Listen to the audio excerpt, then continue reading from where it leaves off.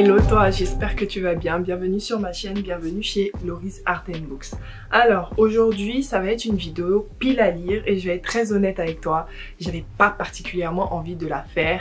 Il y a deux choses qui m'ont donné envie, c'est que en réalité j'aime bien l'ambiance qu'il y a sur Booktube pendant l'automne et je participe cette année au challenge Pumpkin Autumn Challenge, comme je pense 90% des booktubers francophone ici, et j'avais prévu de ne pas te faire de pile à lire et plutôt de te faire des mini wrap-up thématiques par groupe en fait, de je sais pas comment on appelle ça, par thème en fait du Pumpkin Autumn Challenge, c'est-à-dire automne frissonnant, automne rayonnant, etc.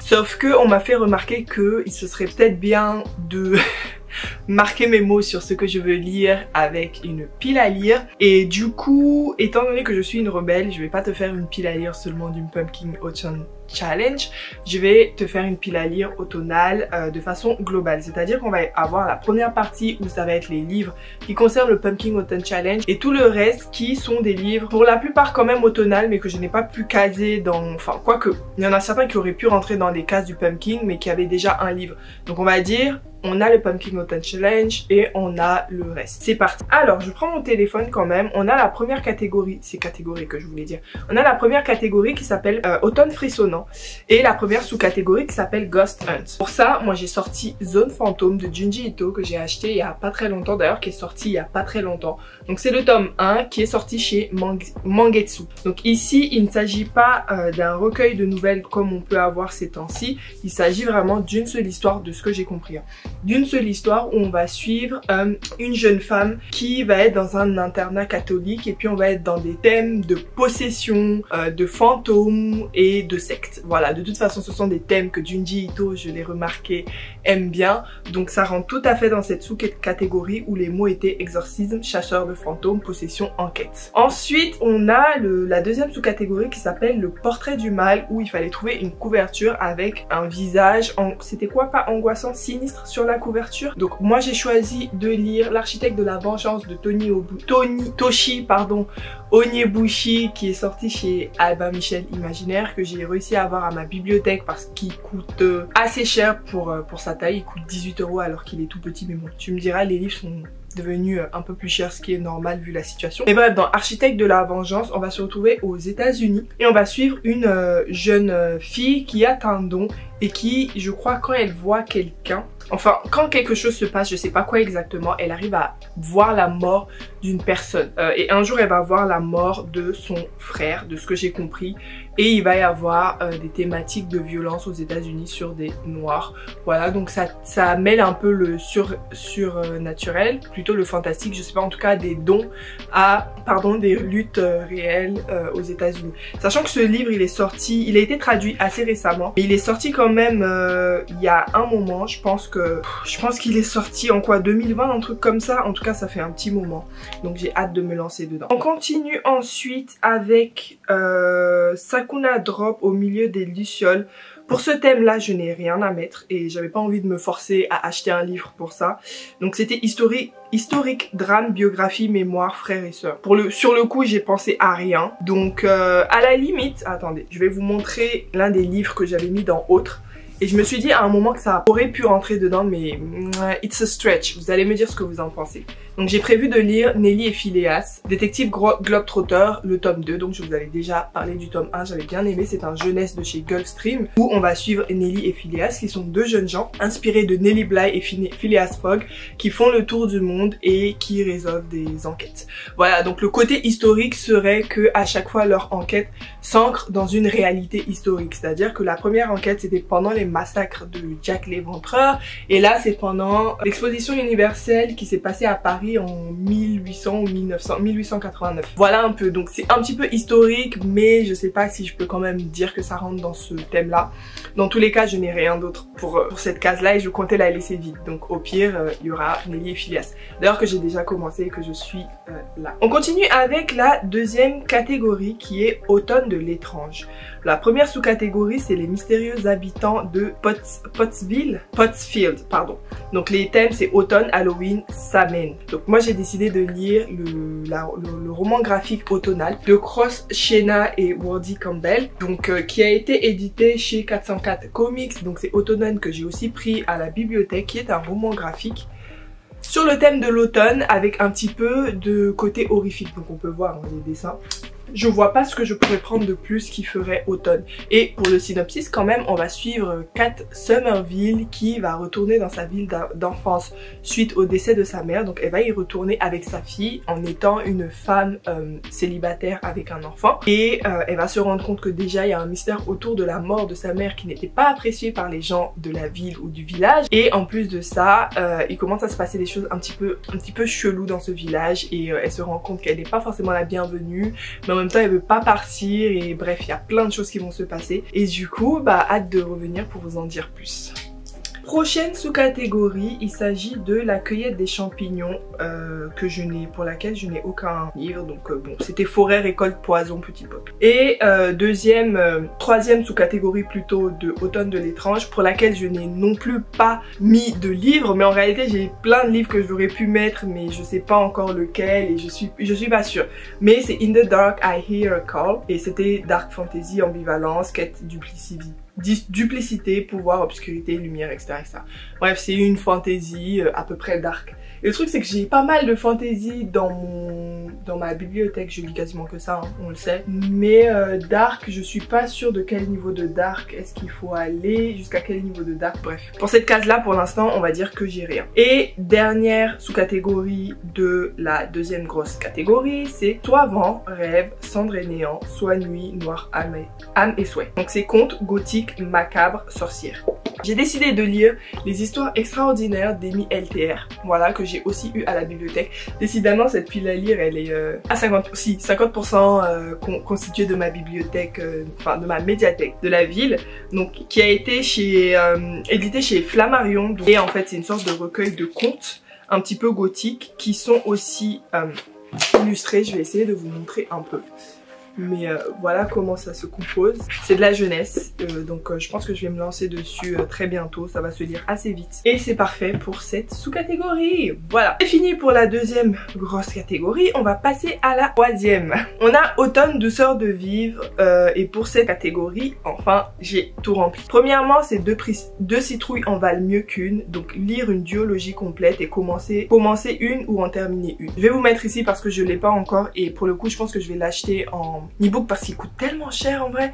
Mais c'est le tome 2 de Merciful Crows. Je vous ai déjà parlé du tome 1 que j'avais bien apprécié, donc je compte finir cette duologie. Je vais me procurer du coup le tome 2. Pour le synopsis, j'ai failli continuer sans vous faire le synopsis, mais très rapidement, on est dans un roman de fantasy où les gens ont des pouvoirs par rapport à leur caste et c'est des castes d'oiseaux, et nous on va suivre une meuf de la caste de corbeaux qui est celle qui est la caste des personnes les plus maltraitées parce que eux ils résistent à la peste et du coup c'est des pestiférés et c'est des personnes qui n'existent entre guillemets que pour aller récupérer les corps des personnes qui sont mortes de la peste et du coup éviter des épidémies un peu partout dans le royaume. On continue avec la sous-catégorie numéro 2 qui est la maison Slangster, humour, livre audio, série audio, podcast. Je ne lis pas de livre audio donc ça ne m'intéresse pas. Par contre pour humour j'ai mis Le commerce des allongés de Alain Maboncou qui est un livre un petit peu fantastique où on va suivre un jeune homme qui va mourir et qui va se relever et qui va vouloir se venger d'une femme.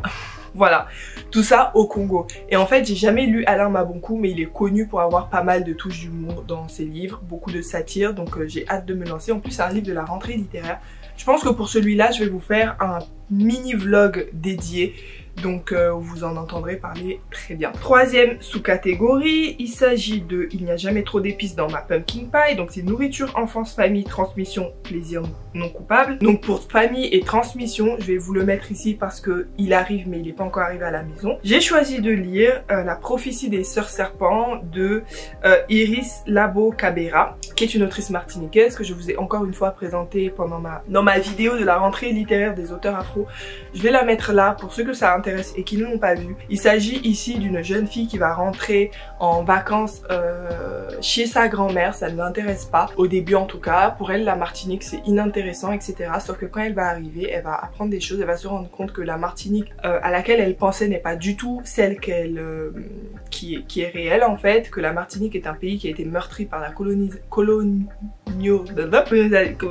bref, j'y arrive pas, vous avez compris, par les colons. Je suis vraiment fatiguée, c'est la fin de journée et j'essaie d'aller vite pour que vous n'ayez pas une vidéo à rallonge.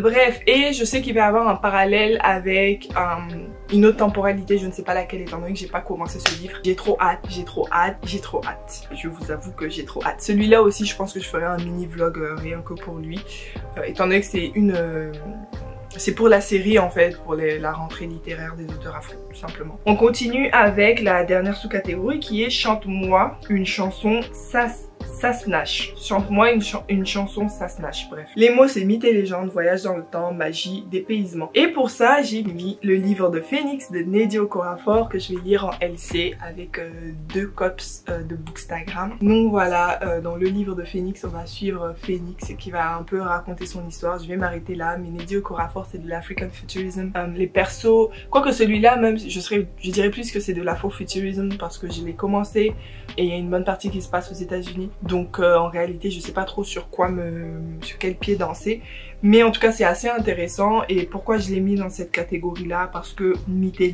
légende des voyages dans le temps, c'est à dire qu'on va avoir 2 temporalités. J'en dis pas plus, c'est assez mystérieux, mais je sens que je vais adorer ce livre, je le sens. De toute façon Nnedi Okorafor elle me déçoit jamais. Ensuite et enfin on passe à la dernière catégorie du Pumpkin Autumn Challenge dans laquelle j'ai mis 3 livres dont un que j'ai oublié de prendre, je vais le prendre tout de suite.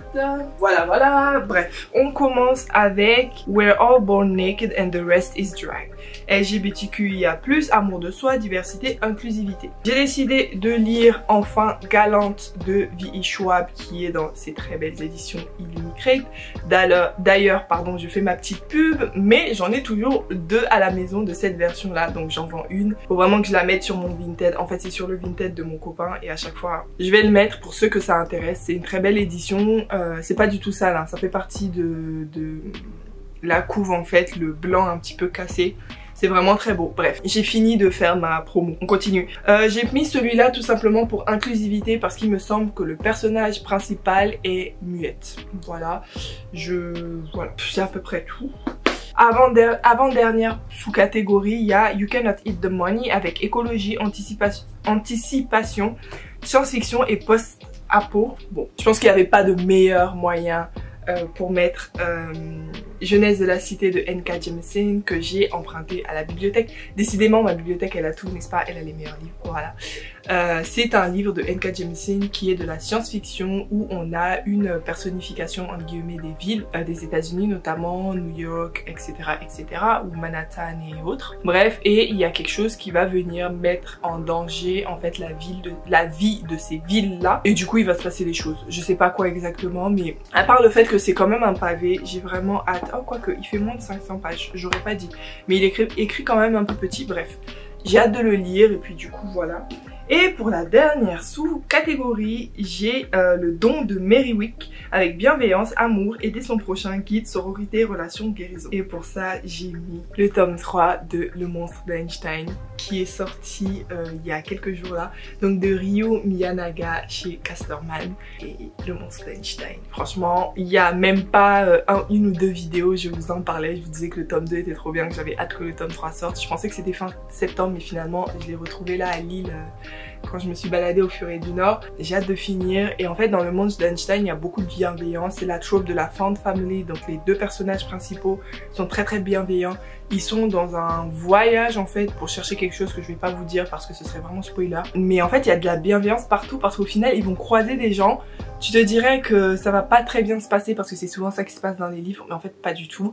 et les obstacles auxquels ils vont faire face sont d'un tout autre genre, et du coup je vous conseille le monstre d'Einstein. Voilà, c'était tout pour le Pumpkin Autumn Challenge. Maintenant très rapidement je vais te parler des autres, et il y en a quand même un peu beaucoup. Je t'ai spoilé le premier, il serait temps que je lise quand même Uzumaki, hein. On est tous d'accord que je traîne ce livre depuis un an, hein. C'est ce manga en réalité depuis un an, et j'ai peur à cause de la taille. Je vais pas faire genre, je vais pas c'est pas la peine de mentir Laurie, tu le traînes depuis un an à cause de sa taille. Donc il est temps de lire Uzumaki de Junji Ito, qui est un manga d'horreur comme Junji Ito sait le faire, qui tourne autour des spirales. D'ailleurs il est traduit en français, celui-là c'est l'anglais, mais il est traduit en français sous le nom de Spirale. Ça c'est un intégral, je crois qu'il y a 3 tomes normalement, et là c'est l'intégral. Voilà, on suit des jeunes gens qui arrivent dans un village de ce que j'ai compris, et puis il y a quelque chose qui se passe avec les spirales, et puis les gens deviennent fous. Enfin, du Junji Ito. Est-ce que j'ai besoin de dire plus? Non, je pense pas. Il est temps que je lise Terreur à Smoke Hollow de Catherine Arden chez PKJ. Ce livre me donne envie depuis qu'il est sorti en français. Je vous avoue, c'est de la jeunesse. Vous savez que j'aime bien les livres jeunesse. En plus, c'est le thème d'Halloween, spooky, etc. Pourquoi il y a une carte de Pokémon à l'intérieur? C'est pas moi. Ça vient de la bibliothèque, je tiens à préciser. Et je vais laisser dedans parce que je sais que ça s'échange maintenant les cartes de Pokémon, et j'espère que c'est pas un truc de collection parce que ce serait dommage pour la personne qui l'a perdu. Mais bref, voilà.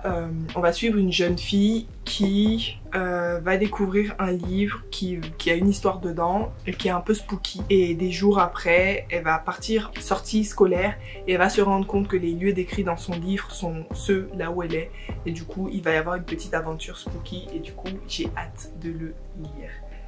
On continue avec un... Ah, je vais vous présenter d'abord tout ce qui est spooky, après il y a des choses qui n'ont rien à voir.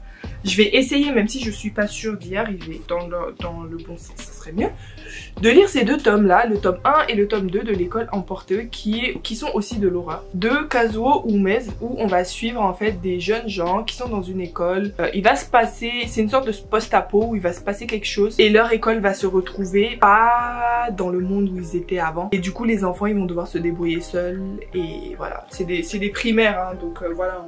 Je crois qu'on va voir des enfants mourir. C'est un peu glauque. Je suis désolée de l'avoir dit ça comme ça. Je ne suis pas un monstre. Mais je pense que je vais aimer le manga. Je pense que je vais bien aimer. Ensuite, avant-dernier, on a Slay.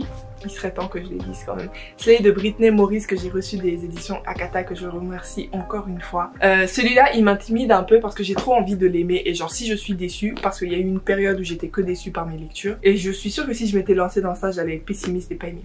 Mais il serait temps parce que j'ai trop hâte. J'ai trop hâte. Et la couverture, et j'ai trop hâte. Bref, dans Slay, on va suivre Kara Johnson, qui est une jeune élève d'une bonne école, qui a développé un jeu vidéo exclusivement pour les personnes noires, de ce que je me rappelle. Et il va y avoir un crime qui va se passer en lien avec ce jeu vidéo, et du coup elle va avoir des problèmes parce que oulala communautarisme, oulala violence, personne noire, etc. Voilà, c'est une sorte de contemporain. Donc j'ai pas l'habitude, mais celui-là il m'attire beaucoup. Et on va finir en beauté avec les éditions libres. Je ne pense pas en avoir parlé sur YouTube, mais j'ai reçu un petit paquet qui fait plaisir des éditions libres, où il y avait 5-6 non-fiction. Donc les éditions libres, c'est une maison d'édition qui est apportée un petit peu activiste, mais pas que la maison d'édition est activiste, mais juste qu'elle édite des récits activistes, et du coup il y a plein de choses différentes. Juste pour exemple, j'avais fait une chronique dont je suis très fière, mais bon c'est l'une des premières que j'ai fait sur ma chaîne, donc elle est un peu passée inaperçue malheureusement, que je vais vous mettre ici, qui était le livre Comment la non-violence protège l'État. C'est l'une de mes non-fictions préférées de tous les temps. Et du coup, les éditions livres m'ont gentiment envoyé quelques-uns de leurs parutions que j'ai choisies, bien sûr, sur un catalogue. Et celui-là, c'est le déni de réalité. Steven Pinker et le mythe du déclin de la violence humaine. Juste pour vous dire rapidement, Steven Pinker, c'est pas l'auteur de ça. Les auteurs, c'est Edward S. Herman et David Peterson. Mais en fait, Steven Pinker avait fait un livre de plus de 1000 pages. Je le sais parce que j'ai cherché et je me suis dit, ce serait bien de lire l'autre aussi pour avoir les deux côtés. Non, je vais pas le lire. Mais bref, Steven Pinker a fait un livre où il disait que finalement, de nos jours, l'époque contemporaine, il n'y a pas tant de violence que ça. En fait, on est à une époque où il y a le moins de violence de l'histoire de l'humanité. Voilà, c'était sa thèse. Il a dû essayer de la justifier par des recherches scientifiques, j'imagine. Hein. Voilà, je suis pas en train de dire qu'il a raison ou tort, mais dans ce courts livres et j'adore le fait que ce soit court. On est sur 200 et quelques pages, 250 pages environ. Les auteurs vont essayer de débunker en fait cette théorie qui dit que de nos jours il n'y a pas tant de violence que ça. Et je sens déjà venir le fait d'expliquer que la violence n'est pas forcément physique, ce qui est vrai. Et du coup, ce livre m'attire beaucoup et voilà. Je pense que je vous ferai, quand je l'aurai lu, une chronique critique dessus, c'est-à-dire qu'une chronique détaillée par rapport à la vie, par rapport aux faits scientifiques, une chronique spoilante. C'est ce que je fais quand je débunk des non-fictions. Je vous dis tout de suite, je spoil, allez, 50 à 70% du livre parce que c'est des non-fictions et que, bon, je me permets, hein, mais je préviens toujours en général. Mais voilà, ça va être une chronique critique où je vais vraiment donner mon avis sur ce livre, sur les sources de ce livre et je vais essayer de faire mes petites recherches pour compléter mes connaissances dessus et avoir un avis complètement critique. Voilà, c'était tout pour moi. C'est ce qui m'attend en automne. C'est énorme. C'est énorme pour quelqu'un comme moi qui lit ces temps-ci 2 à 3 livres par mois. On va voir, hein. On va voir. Écoutez, il y a pas mal de graphiques, mine de rien. Il y a quelques mangas, donc non, ouais. On y croit, moi j'y crois. Moi j'ai confiance en moi, j'ai jusqu'à décembre, début décembre, donc ouais. Allez, je te laisse pour cette vidéo, j'espère que tu l'auras appréciée. N'hésite pas à me dire si on a des livres en commun dans nos palles et n'hésite pas à me donner des recommandations de toutes sortes si tu penses par rapport aux catégories que je n'ai pas remplies, même si comme t'as vu j'ai déjà plein de livres, mais bon, vas-y, on sait jamais, hein. Et je te dis à une prochaine pour une nouvelle vidéo. Bye.